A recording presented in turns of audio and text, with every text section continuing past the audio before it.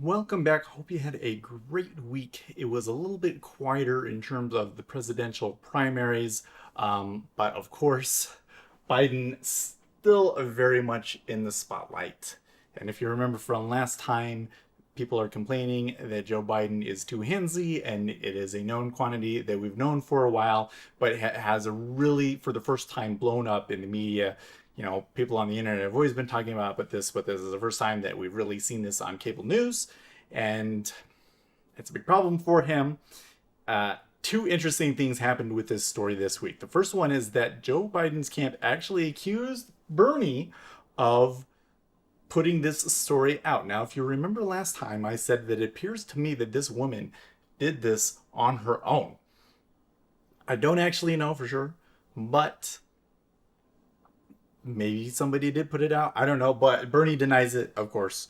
I still think that she did it on her own, because if you were going to orchestrate a hit job like this, you wouldn't do it at that time. You would do it at a much more quintessential time, like after Biden announced or when he became popular or something like that. Like there'd be better places to hurt him more. So I don't really think that that was the case, but it's just interesting enough that Biden's camp was concerned enough about this that they were telling the press that they thought Bernie did it. Personally, I think that if somebody's going to throw out a hit job, it's going to be Kamala. I mean, I still think that she's been behind a little bit of the mudflinging around here, but no proof. So I don't know. We'll see what happens. The next thing is that Biden, had a speech of sort, like a kind of a campaign event of sort that he still hasn't announced. And in that campaign event, he got handsy with the kid. Well, he didn't get handsy. He just, he touched the kid, and he said, "Oh, the kid gave me permission to touch him," and he joked about it, which is just really bad, because when you have something like that, you don't want to call attention to it. And like, really, Joe just shouldn't be touching anybody right now. So I'm wondering if he actually has the self control to like not do that. It was just a bad thing. And then after he says, "I love kids," which is just, I mean, it was a blunder for sure. Now, after that event, he also was talking about the left wing of the party basically can't win an election, was the gist of what she said. And I think he's right, but it's kind of interesting. There is definitely some tension here. Like it seems like that Joe is really not liking Biden, and something's going on there.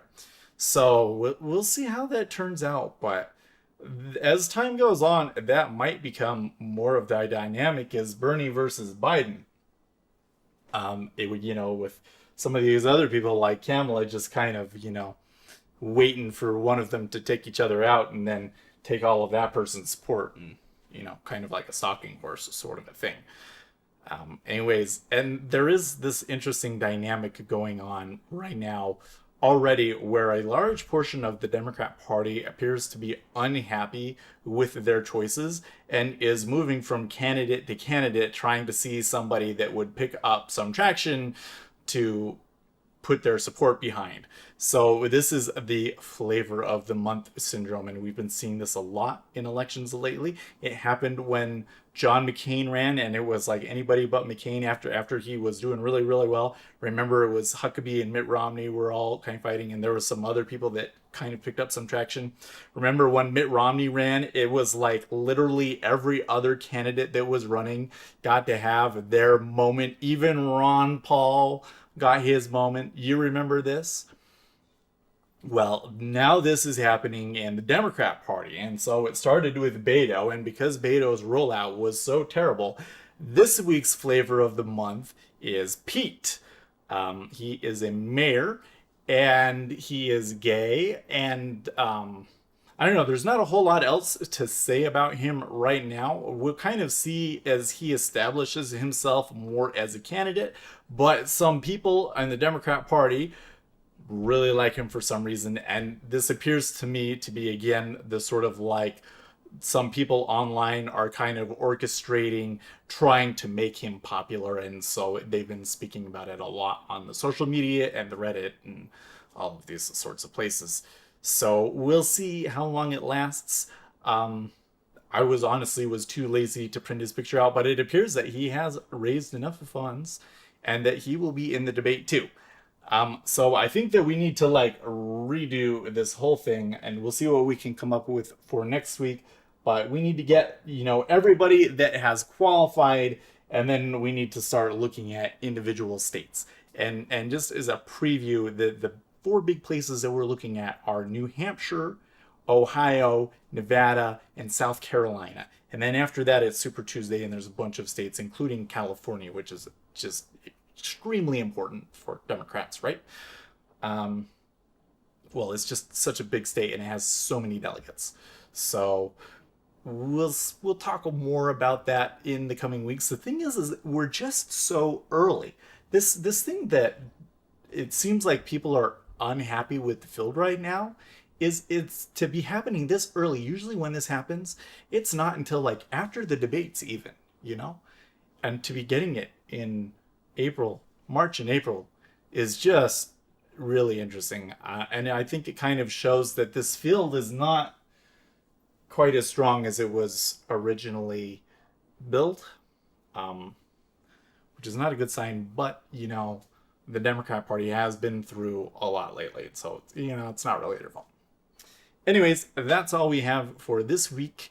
As always, like, subscribe, comment, tell me I'm wrong, and definitely tell me who you're supporting. I really hate it when people come in and they say something and they clearly support a candidate and they don't just outright say that they're supporting. I want you to shill for your candidate in the comments. It's totally okay. That is one of the ways that we judge is who, not only who has the most online support, but who is better at defending their candidate. Because I'm pretty harsh on everybody, I think. So far, the Bernie Sanders supporters have been doing the best job. So the rest of you guys, you need to step it up. Of course, a lot of my audience is Republican and doesn't really care. But that's the way it is. So comment. And then, as always, I stream every morning if you want to join us trading or you just want to chit chat. And in the meantime, stay profitable, friends.